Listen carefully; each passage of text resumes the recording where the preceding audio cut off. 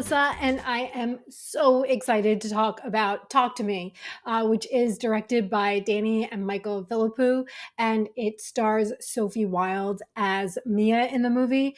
This was a horror movie that I have definitely been looking forward to seeing since I think it was January when I heard all of the buzz coming out of Sundance, and all of the people that I followed really liked this movie, and this was a standout for so many people, and they said how scary it was and how it was kind of in that thoughtful horror realm, and it really didn't disappoint. It's a movie that I know, in a world where it's like you have Barbie and Oppenheimer and Mission Impossible Dead Reckoning, how do you go and see just like a smaller horror movie? But I definitely think if you have the ability to see this movie because it's still in theaters, you definitely should. So it's a pretty straightforward, I guess, gimmick in terms of horror movies, where this group of teenagers, they come across this embalmed hand. They find out about it through social media and going to people's houses at parties. And this embalmed dead hand, basically, when you touch it and you say, "Talk to me," spirits from another realm will come and talk to you, and you get possessed when you say another phrase as well. And so, on the outside, like when I heard the premise, I was kind of like, oh, it's kind of like it's silly sounding. But when you actually watch the movie in practice, it is definitely like a disturbing film. Not, I did not think it was super scary, and I'll get more into that later. But the movie also handles the humor really well, too. And there's a lot of other things that are going on with the characters that they have to kind of emotionally unpack about themselves that makes the movie so worthwhile, because there really is so much character development in the movie. So, in this, I'm going to do a spoiler free review in the beginning. And then there is going to be a point where I talk about several scenes, more specifically, talking about the ending and some of the themes. And I will let you know when I'm going to do that and talk about some of the spoilers. But the first half, I just want to talk about the movie in general and what works. And there are really so many things in this movie that works. And one of the things I would say is the camera movement and the ability to have a stylized looking movie, but also have a very realistic movie, like a movie that has very real teenagers in it. And so, for example, the opening sequence has this long take, and it is very stylized in that sequence. Whenever the characters are getting possessed by a spirit, there is a camera roll. So it is definitely very stylized looking, but it is stylized with a purpose, and it never feels like too much. It never feels like it's going over the top with the style, and then it's constantly grounded by these very real characters that feel like real people, and they're not just like teenager archetypes. Or what I loved is that there's not a mom archetype in this movie. The woman who plays the mother of two of the children, the other two main characters in the movie, who are Riley and Jade. The mom is so well rounded. She's not just like a stupid mom who's not around. She's constantly checking in on her kids. She's always calling them up. She's trying to trick them into saying they're going to have a party. Like, everything about her felt like a real person. And all of, maybe not all of the teenagers, because, some are just sort of in the background and egging other ones on, but the three main teenagers with Mia and Jade and Riley, these are very real people. And I appreciated that so much. And you get so much into Mia and what she has been through in her past, but also the friendship that she has with Jade, and how it's positive, but there are some negatives in the friendship as well. And I was just not expecting this movie to be so well developed in this sense. So I was sort of surprised by that. Another thing that I really liked is the tone, because this could have been such a silly premise, but it is definitely disturbing. It is definitely like images that will stick in your head. I'll say it like that. I didn't feel scared when I was watching this movie. And that was one of the things is so many people were like, this is the scariest movie of 2023. And I don't know if I would say that for me, but I don't mean that as a bad thing. That's probably a good thing. Like when a movie is too just like scary for me, it's usually because nothing is really going on in the story to engage me otherwise. So I'm kind of just getting panicked by the imagery that I'm seeing. But there was so much going on in this movie that my brain was just constantly working as I'm watching the film. So I wasn't feeling like incredibly scared. I was more scared going into it. Like I had a nightmare about this movie the night before I went to go see it because I had heard how scary it was. And I don't usually see horror movies in a movie theater, but it was more disturbing imagery. And I would say if you were the kind of person where it's like, okay, maybe some sort of like self harm through a possession is going to bother you, then maybe you want to pass on this.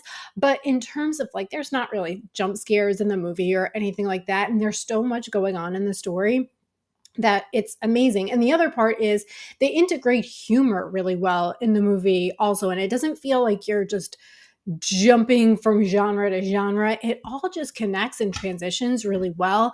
And that is absolutely a credit to not just the writers, but the director. And in this case, one of the directors is the writer. And I don't know who these guys are. I never watched Raka Raka on YouTube, but they are very famous on YouTube, I know. And the only other thing they've done besides that is the Babadook, but they have such a vision. And I've heard interviews with them and I'm just so impressed with them. And that's one of the other things I really loved about the movie. The movie is Australian. It's an Australian movie with teenagers in the suburbs of Australia. And that is not the movie that at one point the two directors were working with a studio. I don't know which studio.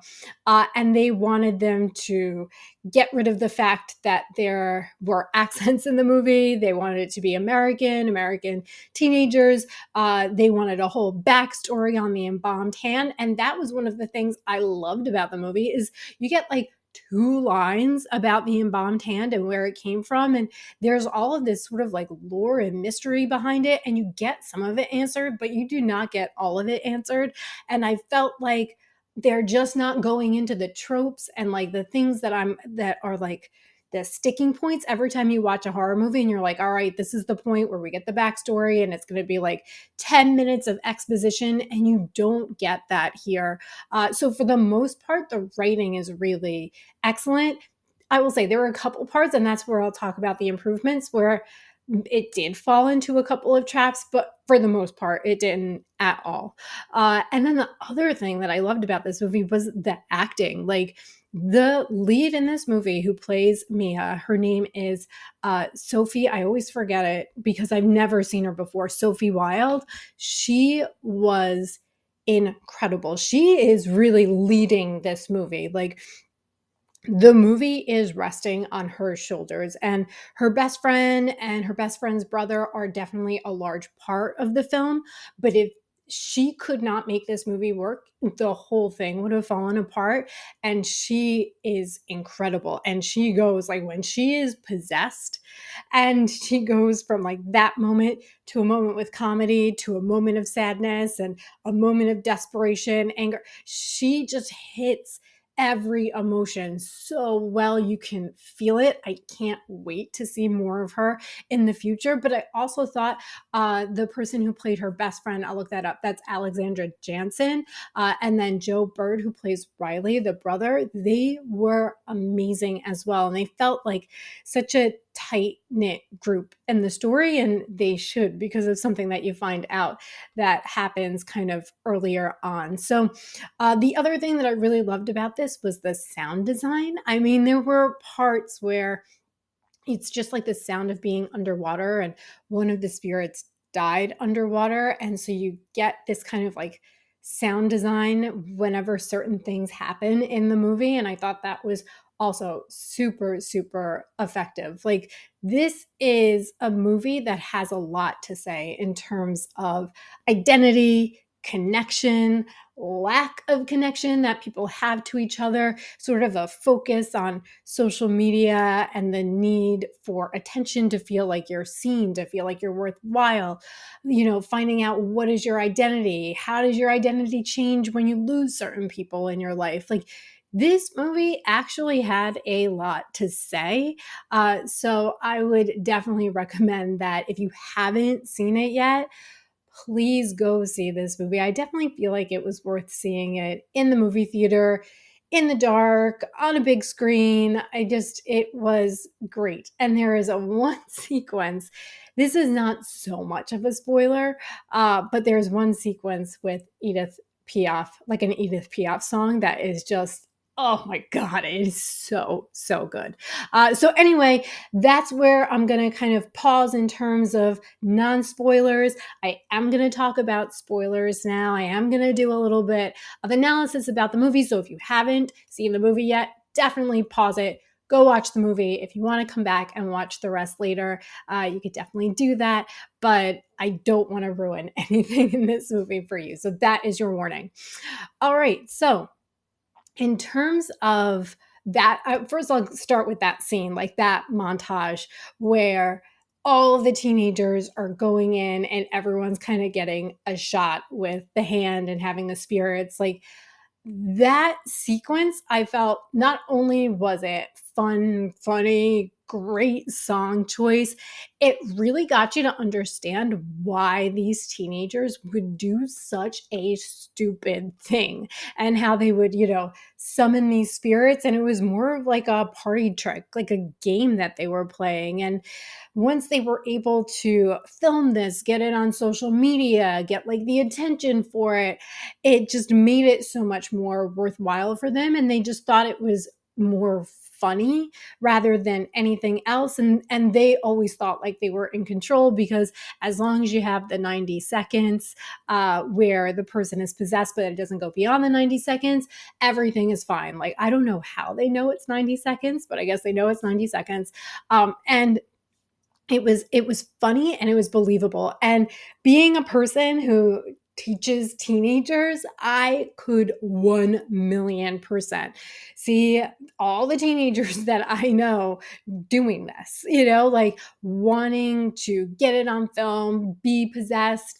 The way they talk about the possession was really interesting, because it's not the way it looks. Like, when we see the characters getting possessed, they look like they're literally dying. They're the color in their face and things are like growing on their face. It's pretty disturbing. But what I thought was so interesting is when Mia says the whole thing about how she felt like she was glowing and it was the greatest experience and she just wants to do it again and again and again. And the movie definitely has a connection to addiction. There is no denying that. And you could definitely look at it from like a drug perspective. But I also looked at this movie as this almost like desire for Mia to not have to ever be herself or not have to ever find her identity. And I think because Mia lost her mom and she definitely distances herself from her father. And I would say the one thing when I said, oh, the characters are so well developed, they are for the most part, except for the father. And I really thought that was on purpose, because I felt like Mia was trying to separate herself from her dad and almost create a new family with her friend Jade and Riley. And it's like she was over that house all of the time. Every time her dad tried to have a more serious conversation with her. And then in that one heartbreaking scene where the dad is trying to say that her mom did actually kill herself and there was a note and all of this, she pushes him away so much and he never feels like a developed or real character. So I thought that was a really great choice in the movie. And she just, everything about her identity, I think she identified with her mom. And once she lost that part of herself, she lost her mother, I feel like she lost her identity. And there were so many scenes where she is going into social media, looking on screens, but also Jade on social media, looking on screens. And the two characters, the two friends, they have a hard time connecting at points, which I thought was very telling. And Jade is very interested in her boyfriend, and that's why she's always texting her boyfriend. And she's not really emotionally there for her best friend who has just gone through this incredibly traumatic thing. And I found it fascinating that she then really gravitated towards Jade's brother, Riley, and just wanted to take care of him and protect him. And then this series of absolutely horrible events happens, and Riley is in a coma for most of the movie. I will say that scene where he was possessed, it wasn't scary per se, but it was so disturbing. Like, I thought that was an incredibly disturbing scene to watch. I've heard people compare things about it to Hereditary. Yeah, I guess, but also this movie felt like such its own movie, and it had a very different tone from Hereditary. So I didn't quite see like the connection, other than maybe the grotesque aspect of the violence, which is definitely there in both of the films. But that whole need to like connect to someone, or and also not to want to take responsibility for yourself, I thought was interesting, because when she is Mia is possessed by that first spirit, she's saying, oh, it felt like I was glowing, but it also felt like I was a passenger. And she loved the idea of being a passenger and not having to do anything for herself or live her own life. She liked the idea of watching through something else and having someone else experience life for her. And it's not really until the end of the movie where she is able to actually take control of things and then sacrifice herself, because she does have this connection to Riley. It was really upsetting, sad, beautiful, all of those things. But then even just the title alone, the idea of like, talk to me, and that's what you have to say to the spirits, it's this sense of loneliness where it's like you're outreaching to these spirits to have some kind of connection. And it was just really sad to watch all of these teenagers. And yeah, some are kind of big and gruff and over the top, and they're just like, oh, this is so cool. But deep down, there must be such a lack of connection in their life where they feel like this is what they need to do to connect. And this is what they need to like be seen, to have attention, all of these things. So it was just, it said so much more than what I was expecting it to.